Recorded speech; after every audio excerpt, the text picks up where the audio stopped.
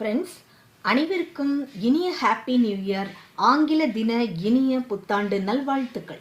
மனிதனுடைய வாழ்க்கை இன்பம் துன்பம் ரெண்டுமே கலந்தது. அது போலதான் மனிதனுடைய மனமும் கூட மனிதனேயும் இருக்கு, அதே மாதிரி மனிதனுக்குள் மனித மிருகமும் இருக்குங்கிறது தான் இன்னைக்கு சுட்டி காட்டுற விதமா ஒரிசால இருந்து வந்த ஒரு சாதாரண கூலி தொழிலாளி இளைஞனை 4 தமிழ் சிறார்கள் சித்திரவாதப்படுத்தி கொடுமைப்படுத்தி அவனுடைய மரணம் வரைக்கும் கொண்டு போன ஒரு விஷயத்தை தான் நான் உங்களுடன் பகிர்ந்து கொள்கிறேன்.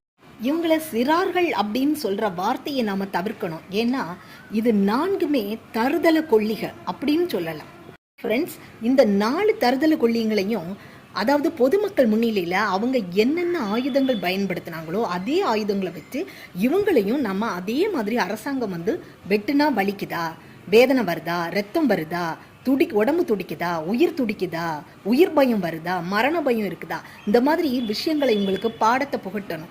ஸோ இது இவங்களுக்கு மட்டும் இல்லை, இனி யார் யார் இந்த மாதிரிப்பட்ட அபத்தங்களை செய்து பார்க்கலான்னு நினைக்கிற எல்லாருக்குமே இது ஒரு எச்சரிக்கையாக இருக்கும். அதாவது சிறியவங்களாக இருந்தாலும் சரி, பெரியவங்களாக இருந்தாலும் சரி. ஸோ இது ஒரு நல்ல ஒரு பாடமாக இருக்கும். மாதிரி கொடூரமான தண்டனைகள்லாம் சிறார்களுக்கு கொடுக்கக்கூடாது அப்படின்னு நம்ம அரசியலமைப்பு சட்டத்தில் இருக்கு அப்படின்னு சொல்லி அரசாங்கம் சொல்லிட்டு வராங்க. எந்த விதத்துல நியாயமாகும்?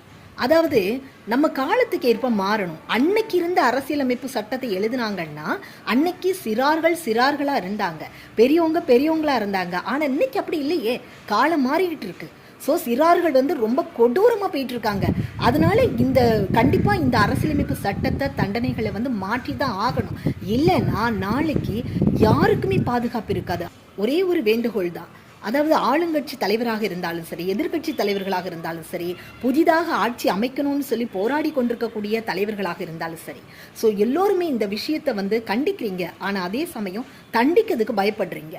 ஆனால் அந்த ஒரு விஷயத்த நீங்கள் கண்டிப்பாக துணிந்து நீங்கள் செயல்படணும்னு தான் நாங்கள் பொதுமக்களாக எல்லோருமே கேட்குறாங்க.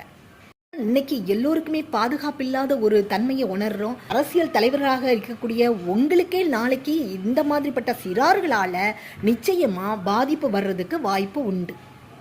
தருதல கொல்லிகளையும் ஒன்று பெற்றோர் ஒப்படைச்சிருக்கு, மீதி 3 பேரை சீர்திருத்த பள்ளிக்கு அனுப்பியிருக்காங்களாம்.